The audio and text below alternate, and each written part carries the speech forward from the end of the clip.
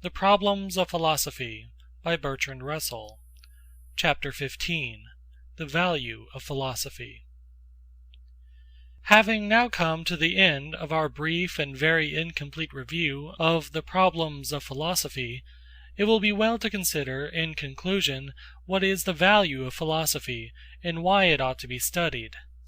It is the more necessary to consider this question in view of the fact that many men, under the influence of science or of practical affairs, are inclined to doubt whether philosophy is anything better than innocent but useless trifling, hair-splitting distinctions, and controversies on matters concerning which knowledge is impossible.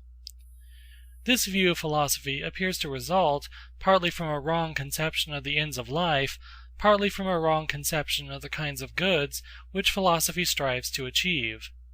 Physical science, through the medium of inventions, is useful to innumerable people who are wholly ignorant of it. Thus the study of physical science is to be recommended, not only or primarily because of the effect on the student, but rather because of the effect on mankind in general.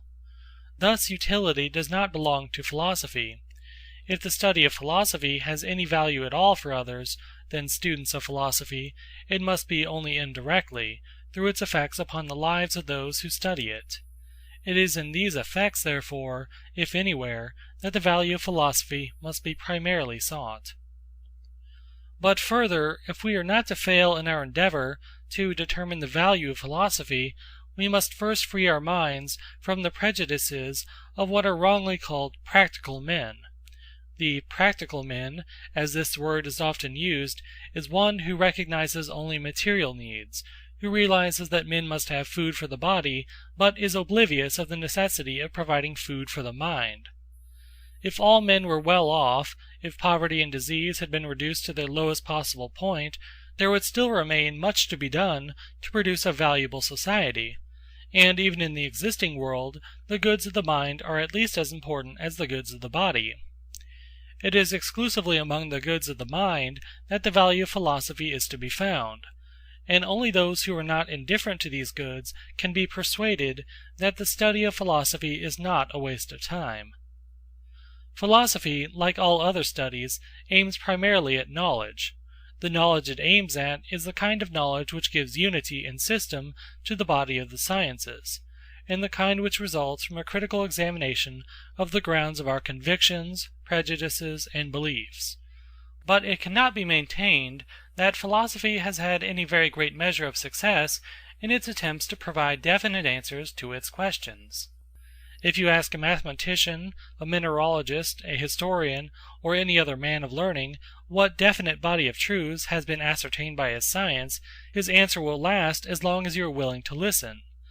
But if you put the same question to a philosopher, he will, if he is candid, have to confess that his study has not achieved positive results such as have been achieved by other sciences.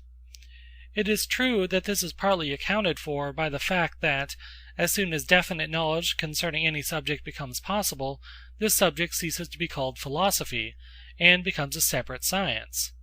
The whole study of the heavens, which now belongs to astronomy, was once included in philosophy. Newton's great work was called The Mathematical Principles of Natural Philosophy. Similarly, the study of the human mind, which was a part of philosophy, has now become separated from philosophy and has become the science of psychology. Thus, to a great extent, the uncertainty of philosophy is more apparent than real.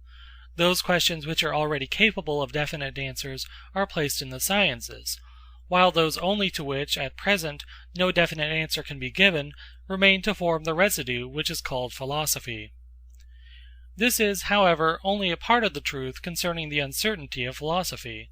There are many questions, and among them those that are of the profoundest interest to our spiritual life, which, so far as we can see, must remain insoluble to the human intellect unless its powers become of a quite different order from what they are now. Has the universe any unity of plan or purpose, or is it a fortuitous concourse of atoms? Is consciousness a permanent part of the universe, giving hope of indefinite growth and wisdom, or is it a transitory accident on a small planet on which life must ultimately become impossible? Are good and evil of importance to the universe or only to man? Such questions are asked by philosophy, and variously answered by various philosophers. But it would seem that, whether answers be otherwise discoverable or not, the answers suggested by philosophy are none of them demonstrably true. Yet, however slight may be the hope of discovering an answer, it is part of the business of philosophy to continue the consideration of such questions, to make us aware of their importance, to examine all the approaches to them, and to keep alive that speculative interest in the universe which is apt to be killed by confining ourselves to definitely ascertainable knowledge. Many philosophers, it is true, have held that philosophy could establish the truth of certain answers to such fundamental questions. They have supposed that what is of most importance in religious beliefs could be proved by strict demonstration to be true.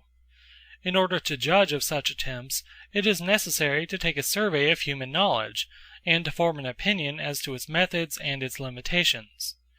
On such a subject it would be unwise to pronounce dogmatically. But if the investigations of our previous chapters have not led us astray, we shall be compelled to renounce the hope of finding philosophical proofs of religious beliefs.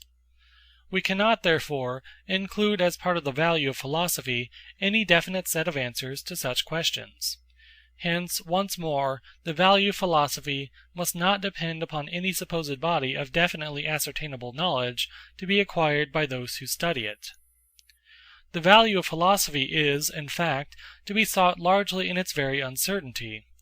The man who has no tincture of philosophy goes through life imprisoned in the prejudices derived from common sins, from the habitual beliefs of his age or his nation, and from convictions which have grown up in his mind without the cooperation or consent of his deliberate reason. To such a man, the world tends to become definite, finite, obvious. Common objects rouse no questions, and unfamiliar possibilities are contemptuously rejected. As soon as we begin to philosophize, on the contrary, we find, as we saw in our opening chapters, that even the most everyday things lead to problems to which only very incomplete answers can be given. Philosophy, though unable to tell us with certainty what is the true answer to the doubts which it raises, is able to suggest many possibilities which enlarge in our thoughts and free them from the tyranny of custom. Thus, while diminishing our feeling of certainty as to what things are, it greatly increases our knowledge as to what they may be.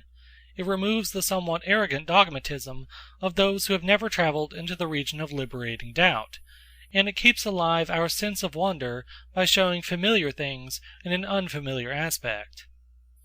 Apart from its utility in showing unsuspected possibilities, philosophy has a value, perhaps its chief value, through the greatness of the objects which it contemplates, and the freedom from narrow and personal aims resulting from this contemplation.